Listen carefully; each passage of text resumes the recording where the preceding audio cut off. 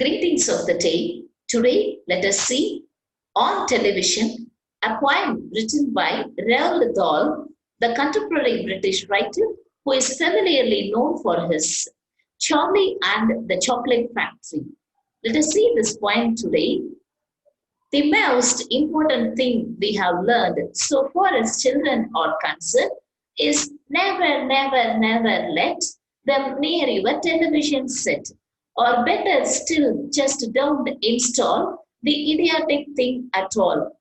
See, the poet says, so far as the children are concerned, the children are always watching TV, so we should not install this idiotic box. TV is an idiotic box. Watching TV, we will become idiots. We will become foolish. So the children are becoming foolish nowadays by watching TV set. In almost every house, we have watched them gapping at the screen. In all the houses, so far as it is concerned, all the children are watching the television set, gapping at the screen. Just they widely open their mouth and they gap at the screen. They loll and slop and lounge. See, look at these words. Loll means move and stand in a lazy manner. They loll, and slop means spending time lazily. Spending the time lazily. That is called slop. And lounge means they sit and stand in a lazy manner. Then look at the next line and stare until their eyes pop out. Pop out means they bulge out. They bulge outwardly. They loll and slop and lounge about and stare until their eyes pop out. They just bulge outwardly their eyes or pop out as if it has been eliminated from their face. The poet has beautifully exaggerated in this poetic verse, and he has used the hyperbole in this verse.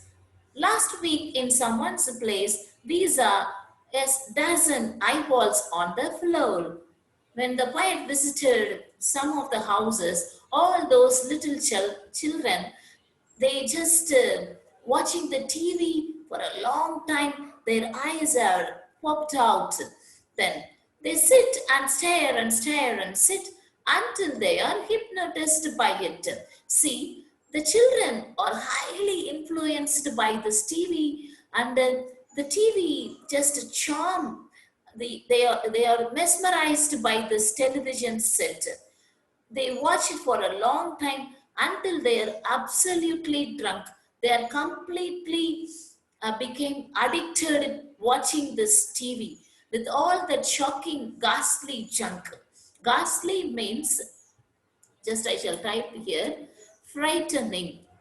Ghastly means frightening, and junk here refers to useless stuff. Useless stuff. See, with all the shocking, ghastly junk, oh, yes, we know it keeps them still. They are silent. They do not even speak with their friends. They just sit silently and watch. They don't climb out the windowsill. They never fight or kick or punch. They leave you free to cook the lunch and wash the dishes in the sink. See, now the poet says, the children are not even playing outside. They never kick or punch. They never play with all the other children. They just sit and watch this TV and they become idiots. They become foolish. The children become foolish and they become lazy, and they leave you free to cook the lunch. See, he addressed the parents. The parents are allowing their children to watch television set and making themselves to free to cook their lunch, and they wash the dishes in the sink. They are washing all the vessels in the kitchen. They are not concerned about their children. But you ever stop to think, to wonder just exactly what this does to your beloved too? So he asked this question to this parents.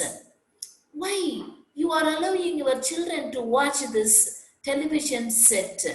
See, or your children or your beloved children are becoming foolish. So why you are allowing those children to watch this TV?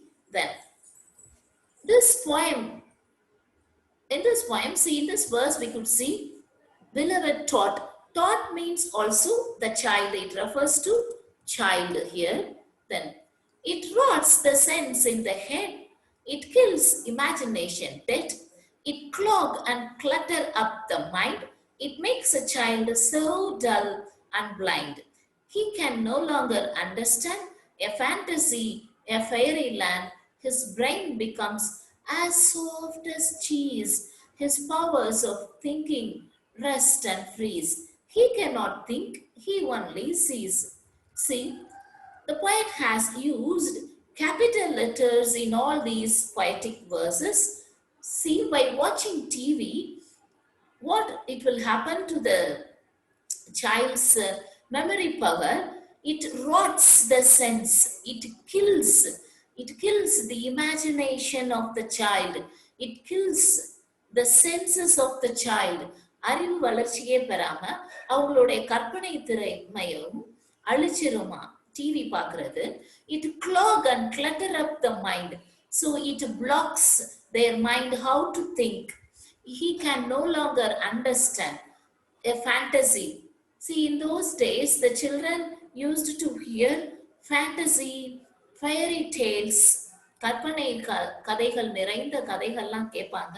ஆனா இப்ப அப்படி சொன்னா when someone says this fantasy or fairy land stories, the children cannot understand it. அவங்களுக்கு புரிந்து கொள்வதற்கு அளவுக்கு and the understanding ability, they lost it. Okay, his brain becomes so soft as cheese. See, this is also a hyperbole used by the poet. Hyperbole is a figure of speech in which the poet has beautifully explained in an over exaggeration manner. The brains are compared to soft as cheese. Cheese மாதிரி எப்படி அந்த brain வந்து கொலகலன்னு ஆகி அவங்களால listening பண்ற அளவுக்கு அந்த capacity இல்லை அப்படின்னு சொல்றாரு. His powers of thinking rust and freeze. So the power of thinking of the children, it became rust. துருப்பிடிச்ச மாதிரி they could not renew it, they could not refresh it, and it became frozen. It became frozen. He cannot think. The children cannot think. The child cannot think. He only sees. The child can see merely things, but he cannot imagine and he cannot think over something else. பார்க்க மட்டும்தான் முடியும், think பண்ண முடிய அளவுக்கு அவனுக்கு அந்த சக்தி இல்லை, அந்த பவர் இல்லை. Okay, the next scene. All right, you will cry. All right, you will say. But if we take the set away, what shall we do to entertain our darling children? Please explain. Now the poet posed this question. Oh, all right.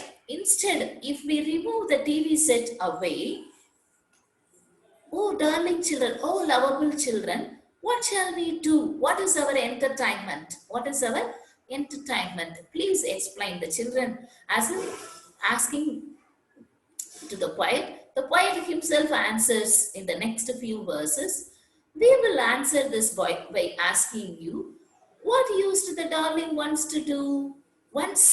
Okay, what all the children do means, what they did means, how used they keep themselves contented before this monster was invented.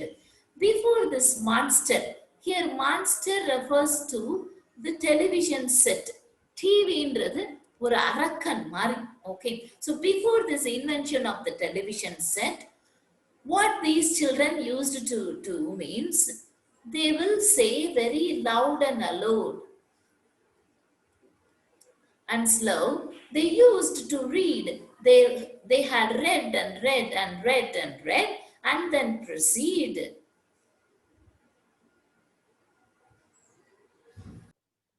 Okay, let us continue this poem in the second part of the video. Thank you.